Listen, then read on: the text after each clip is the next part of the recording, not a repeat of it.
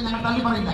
രണ്ടുപേരും ഞങ്ങളുടെ മക്കളാണ്, ഞങ്ങൾ അമ്മയുടെ മക്കളാണ്. രണ്ടുപേരെ ഒരു കാരണവശാലും ഞങ്ങൾ തള്ളി പറയില്ല. അവരുടെ വേദനയിൽ ഞങ്ങൾ എന്റെ കൂടെ നയങ്ങൾ ഉൾപ്പെട്ടുകൊണ്ടുള്ളൊരു സ്റ്റേറ്റ്മെന്റ് ഉണ്ടാവുകയാണെങ്കിൽ അതായിരിക്കും എന്റെ പ്രതികരണം. അതല്ലാത്ത പക്ഷം എന്റെ പ്രതികരണം ഞാൻ പറയും. നടിയെ ആക്രമിച്ച കേസിൽ ഏറ്റവും കൂടുതൽ പ്രതിരോധത്തിലായ സംഘടന താരസംഘടന തന്നെയാണ്. അവരുടെ ഓരോ നിലപാടും പൊതുസമൂഹത്തിൽ വലിയ വിമർശനങ്ങൾ ഉയർത്തിവിട്ടു. ഈ കേസിൽ ദിലീപിനെ പ്രത്യേക അന്വേഷണ സംഘം ആദ്യം ചോദ്യം ചെയ്യാൻ വിളിപ്പിക്കുന്നത് താരസംഘടനയുടെ ഒരു വാർഷിക പൊതുയോഗത്തിന്റെ തലേന്നാണ്. അന്ന് പാതിരാത്രിയായിട്ടും ദിലീപിനെ പോലീസ് ക്ലബിൽ നിന്ന് വിട്ടയക്കാതിരുന്നതിനെ തുടർന്ന് നടൻ സിദ്ദിഖ് അടക്കമുള്ളവർ അങ്ങോട്ടേക്കെത്തി. നമ്മുടെ സഹപ്രവർത്തനല്ലേ, നമുക്ക് അറിയണ്ട. ഇപ്പം എത്ര സമയമായിട്ട് കാണാണ്ടായപ്പോൾ നമുക്കൊരു വേവലാതി ഉണ്ടാവില്ല. അപ്പോൾ എന്താണ് കാര്യങ്ങളൊന്നും അറിയാൻ വേണ്ടി മാത്രം. ദിലീപ് കേസിൽ അറസ്റ്റിലായതോടെ അമ്മ സംഘടന കൂടുതൽ പ്രതിരോധത്തിലായി. നിങ്ങൾ ആർക്കൊപ്പം എന്ന ചോദ്യം പൊതുസമൂഹം ഉയർത്തി. ഇരയ്ക്കൊപ്പമോ വേട്ടക്കാരനൊപ്പമോ?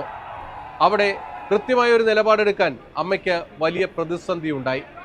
മമ്മൂട്ടിയുടെ വീട്ടിൽ വെച്ചായിരുന്നു ആ നിർണായക യോഗം നടന്നത്. സ്വാഭാവികമായും ദിലീപിനെ അനുകൂലിക്കുന്നവർ അവിടെയും ദിലീപിന് വേണ്ടി വാദിച്ചിരുന്നു.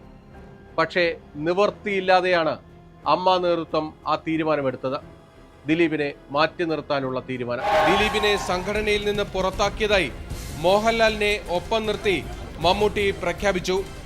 പക്ഷേ ഈ തീരുമാനത്തിന്റെ മഷി ഉണങ്ങുന്നതിന് മുൻപ് തന്നെ ആരും അറിയാതെ AMMA നിലപാട് മാറ്റി. അന്നത്തെ അമ്മയുടെ ജനറൽ സെക്രട്ടറിയായിരുന്നു മോഹൻലാൽ. ദിലീപിനെതിരെ നടപടിയെടുക്കേണ്ടി വന്ന സാഹചര്യം മോഹൻലാൽ പിന്നീട് വിശദീകരിച്ചിട്ടുണ്ട്. അതിലെ ഒരു വാചകം അദ്ദേഹത്തെ പിന്നീട് ഏറെ പ്രതിരോധത്തിലാക്കുകയും ചെയ്തിട്ടുണ്ട്. തീർച്ചയായിട്ടും ഞാൻ അവരുടെ ഭാഗത്താണ്, അതോടൊപ്പം അദ്ദേഹത്തിന് വേണ്ടി പ്രാർത്ഥിക്കുകയും ഞാൻ ചെയ്യുന്നുണ്ട്. ഇങ്ങനെ അത് സംഭവിക്കാതെ ഈ കേസിലെ വിധി എന്തായാലും താരസംഘടനയിലെ പല അംഗങ്ങളും എടുത്തിട്ടുള്ള നിലപാടുകൾ കൂടി ഈ ഉത്തരവോടെ പുറത്തേക്ക് വരും.